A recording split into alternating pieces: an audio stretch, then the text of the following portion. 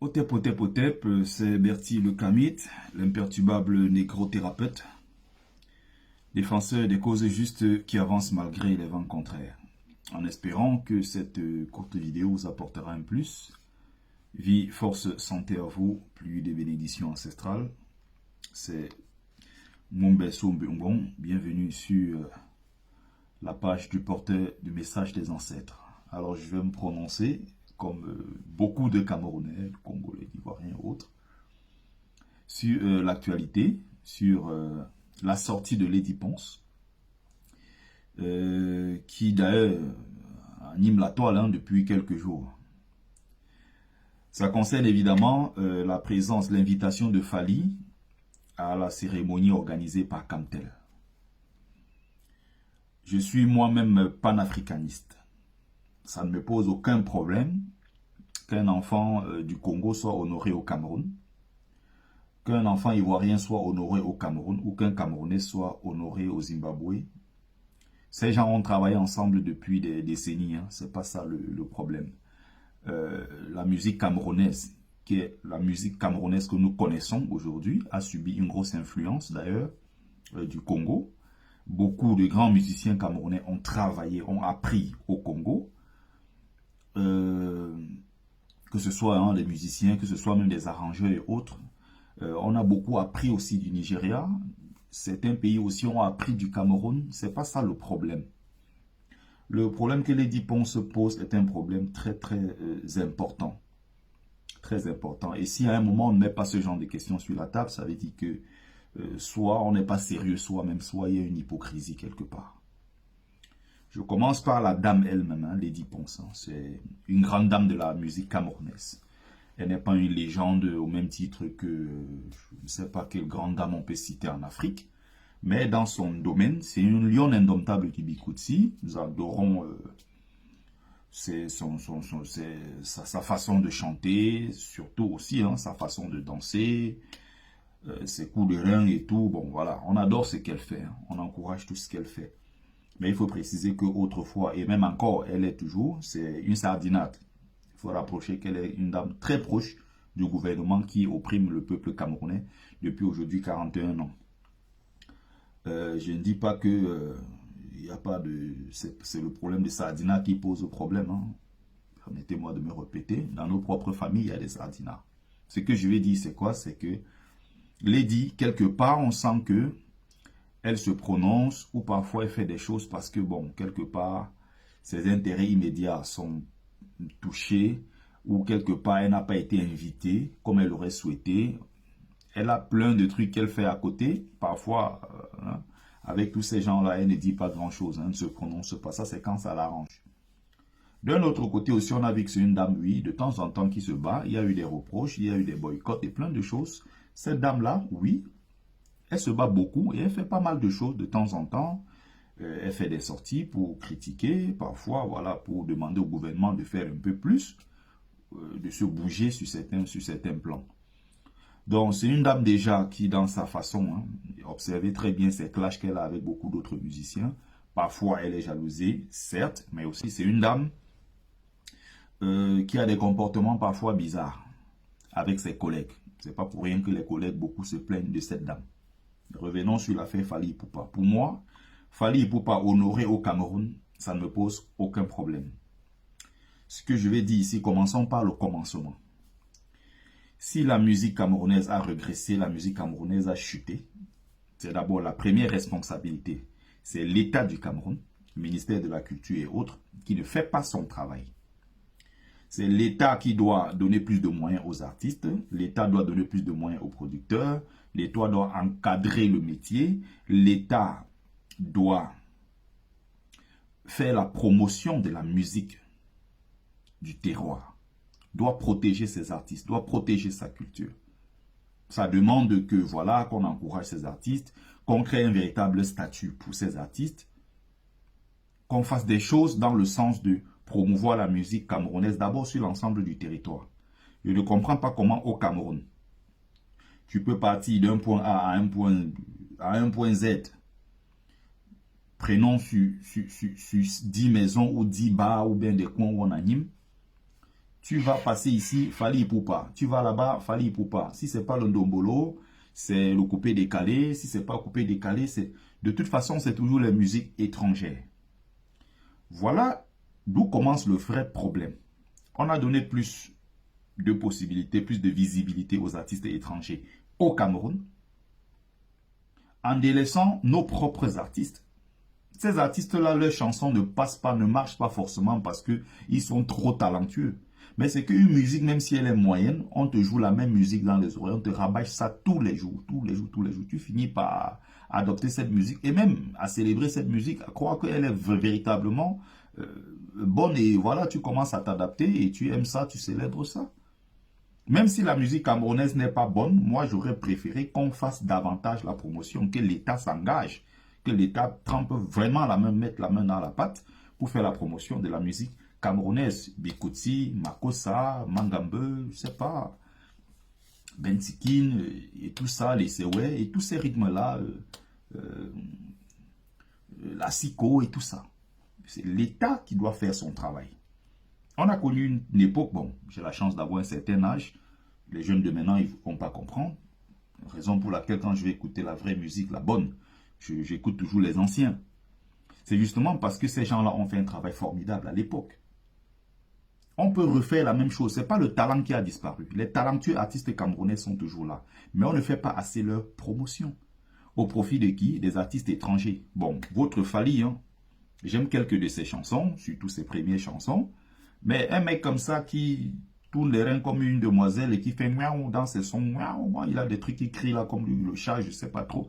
Il ne m'intéresse pas. Des artistes comme ça, bon, il se débrouille comme il peut. Il est le plus suivi au Cameroun, téléchargé partout. C'est devenu un effet de mode. Chacun veut du Fally, chacun veut faire la coupe Fally. Bon, les gens, ils font ça, c'est de leur âge, je peux bien comprendre.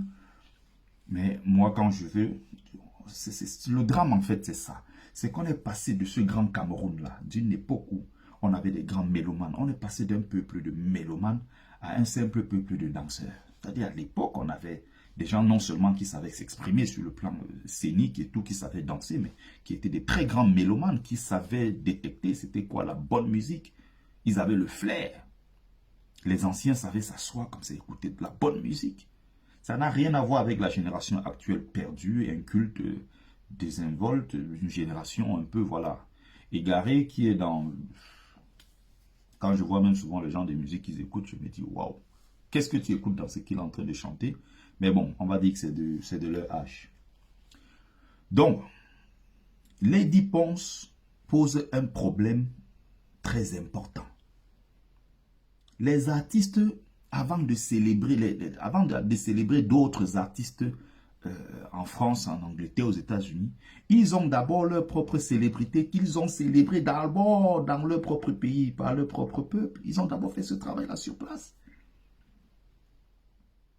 Ils ont célébré leurs propres artistes avant d'ouvrir la porte aux autres.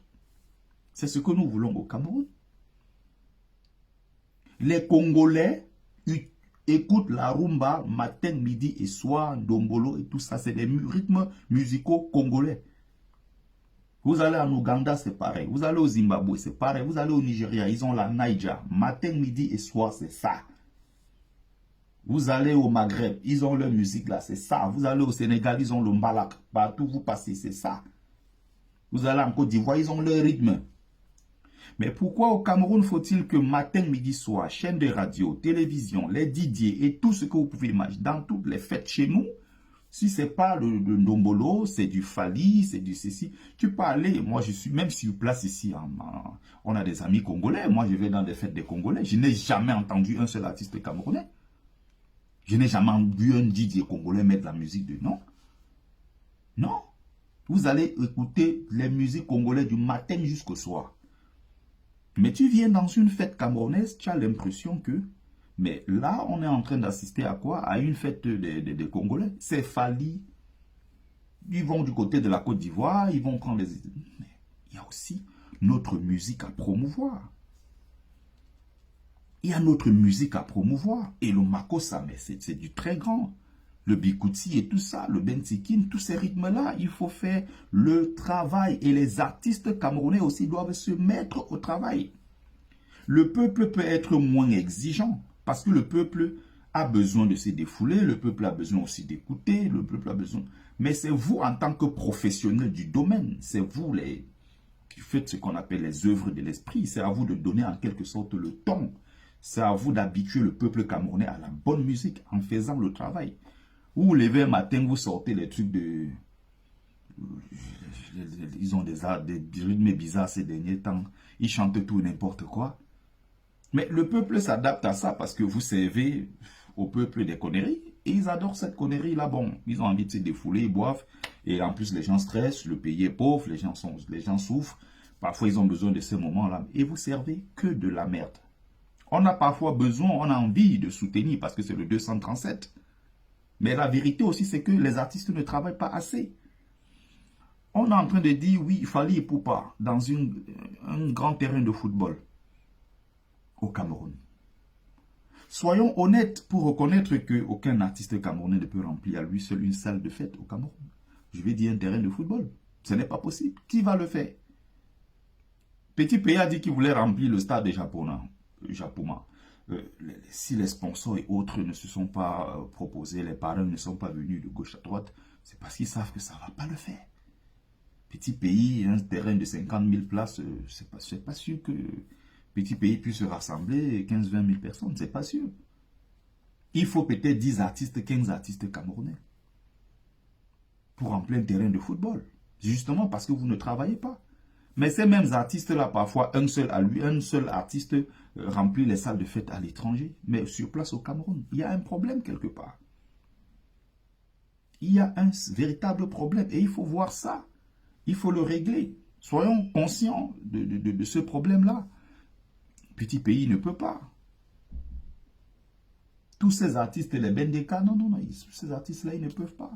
Même Chris M ne peut pas. C'est qui a la mode à l'heure actuelle, là, non, elle ne peut pas non plus. Fally Ipupa, il peut le faire, il a l'habitude de le faire. Ferrego, là, peut le faire.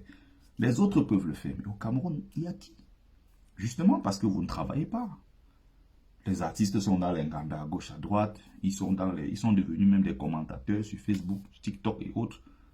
Il faut être plus sérieux et prendre ce métier-là au sérieux parce que c'est des œuvres de l'esprit. Un musicien, c'est pas n'importe qui. C'est pas n'importe qui, c'est à vous de faire le job.